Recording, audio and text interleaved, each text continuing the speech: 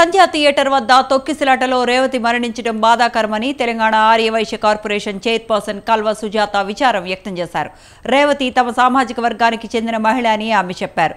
తొక్కిసలాటలో కోమాలోకి వెళ్లిన శ్రీతేజ్ తన తల్లిని కోల్పోయాడని ఆమె ఆవేదన వ్యక్తం చేశారు. ఎన్ని కోట్లు ఇచ్చినా ఆ బాధ పోడ్చలేనిదని అన్నారు. శ్రీతేజ్కు తామే చికిత్స చేయిస్తున్నామని అల్లు అర్జున్ అబద్ధాలు చెప్పారని సుజాత విమర్శించారు. ఇప్పటి వరకు శ్రీతేజ్ వైద్యానికి అందుతున్న ఖర్చులన్నీ ప్రభుత్వమే భరించిందని ఆమె తెలిపారు. రేవతి కుటుంబానికి 25 లక్షలు ఇచ్చినట్లు అల్లు అర్జున్ చెప్పారని, కానీ 10 లక్షలకు మాత్రమే డీడీలు ఇచ్చారన్నారు. ఈ విషయంలో రేవతి కుటుంబానికి అల్లు అర్జున్ బహిరంగ క్షమాపణ చెప్పాలని సుజాత డిమాండ్ చేశారు.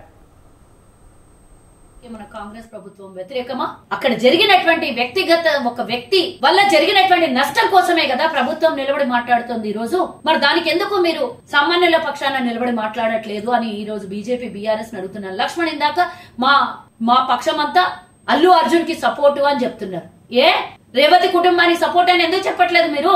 వారికి వెళ్ళి మీరు వాళ్ళ కుటుంబానికి ఇంతవరకు ఎవరైనా వెళ్ళి ప్రతిపక్షంగా ఒక్కళ్ళన్నా పలకరించిర్రా? వాళ్ళ కుటుంబానికి అండగా నిలబడినరా? హిందువులుగా చెప్పుకుంటున్నారు కదా మీరు, మేము సామాజిక వర్గం హిందువులు కాదా? మా రేవతి హిందువు కాదా? మా ఆర్యవైశ్యులు హిందువులు కాదా? ఇదే అవతల ఇంకో సామాజిక వర్గం ఉంటే మీరు ఆ సామాజిక వర్గానికి సపోర్ట్ చేసేవాళ్ళ?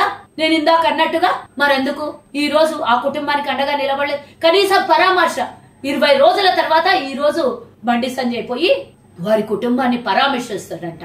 నిన్నటిదాకా సపోర్ట్ అని చెప్పి అందరి నుంచి వ్యతిరేకత ఎదుర్కొన్న తర్వాత ఈ రోజు వెళ్ళి వాళ్ళ కుటుంబానికి పరామర్శిస్తాడు.